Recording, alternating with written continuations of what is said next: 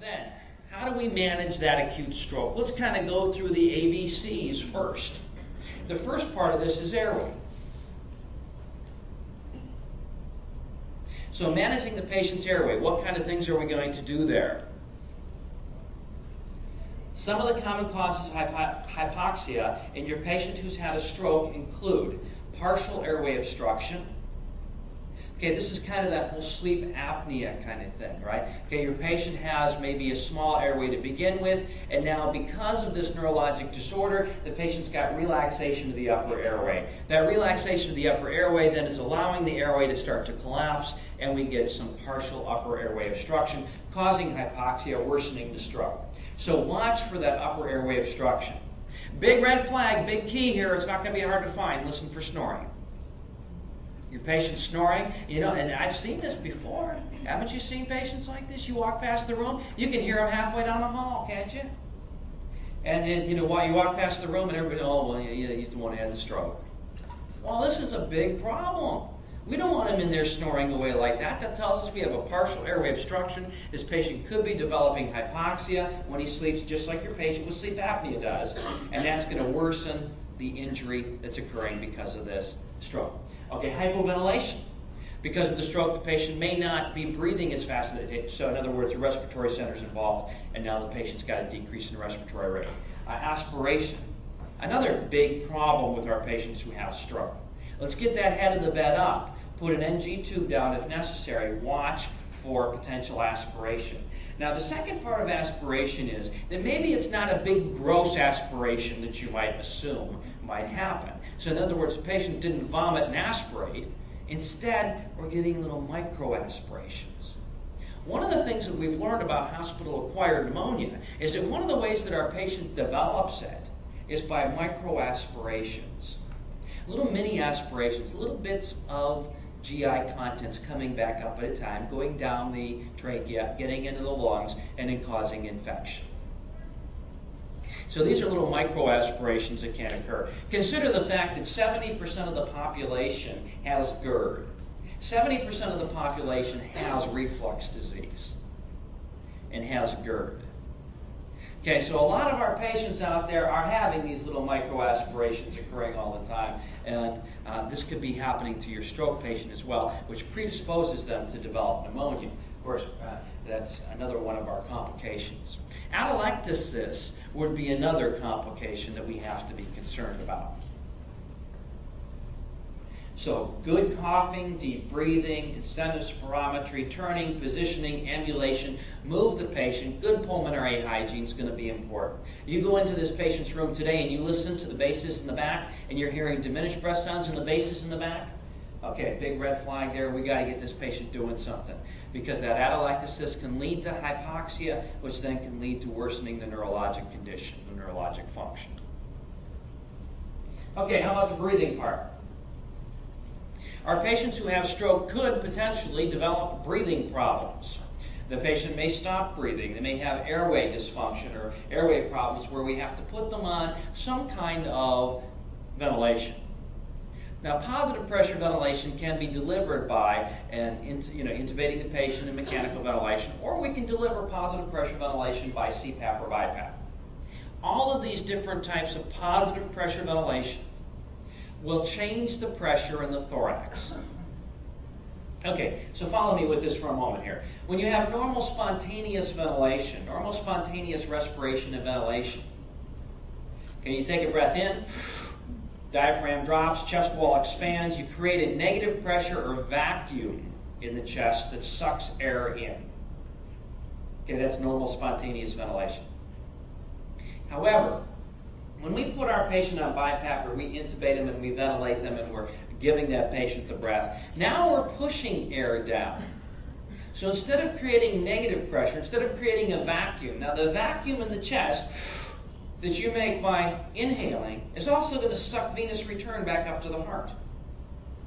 But we push air into the lung, and now we're going to be pushing on the mediastinum and keeping venous return away from the heart. You with me so far? So the diagram is illustrating the fact that now we have all positive pressure in the thorax rather than negative pressure, sucking air in, positive pressure is pushing air in, which means we also have positive pressure in the mediastinum.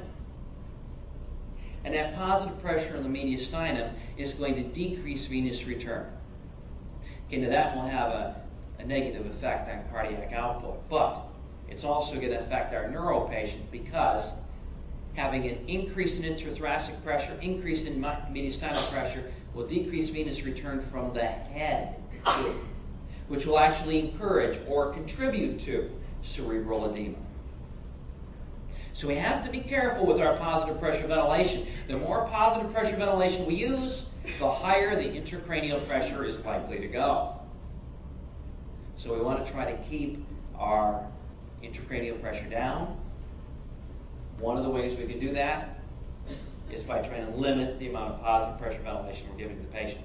Okay, let's go back to that case that I told you about before, the 28-year-old who overdosed on Vicodin and on alcohol and who aspirated, had ARDS, sepsis, she had shocked liver, so now she's got a hepatic encephalopathy, a lot of stuff going on, right? Okay, we want to try to perfuse the brain. We want to try and get enough oxygen to the brain. But the more mechanical ventilation we use, the higher the intracranial pressure goes. So, it's a balance.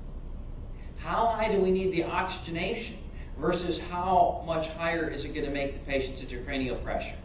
So we had to balance this and say, okay, we're not going to use as much pressure because it's going to increase intracranial pressure, and we may not be able to oxygenate as well. And in this case, we actually were able to assess that well by looking at the patient's intraparenchymal monitor and looking at actual oxygenation of the brain. Okay, we're not going to know that. You're saying that she was fine at 88% in the pulse ox. She was fine with an 88% pulse ox, which you wouldn't expect. Okay, but we couldn't do any better without increasing her intracranial pressure significantly, which then decreased her perfusion and actually decreased her brain oxygenation. Isn't that interesting? Okay, now blood pressure, this is something obviously that is going to be kind of a catch-22 here as well. Normally, we are going to say that we want to have a low blood pressure in our stroke patient or in any patient who has got cardiovascular disease. So, for example, you've got a patient who comes into the clinic and they're just being followed up by their family doctor. We're going to try and maintain a low blood pressure in that patient. We don't want hypertension. The patient who's got a heart problem, same underlying disease process, atherosclerotic disease. But we're going to want to maintain a low blood pressure in that patient, right? We want to try and keep blood pressures low. And then here we have the stroke patient, in which case we're going to try to keep the blood pressures higher so the pressure will overcome the pressure in the head. Does that make sense? So in general, what we're talking about here with blood pressure is we want a systolic between 150 and 180.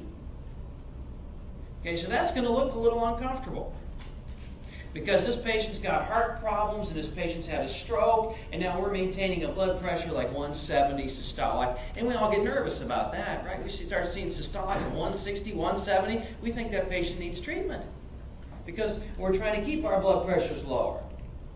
There are situations with stroke patients where we will actually give them medication to raise their blood pressure and to get it up to 160, 170 in that range so that we can better perfuse the brain. Okay, so the situation here that's going to occur with blood pressure is we don't want it to be too high. So generally, we're going to treat it if it goes over 220. But we don't want it to be too low because then we're going to not perfuse the brain. So the blood pressure part is going to be really tricky. We're really going to have to balance this well, because if it's too high, the patient will pop a vessel and bleed. If it's too low, we won't perfuse the brain. It's a catch-22.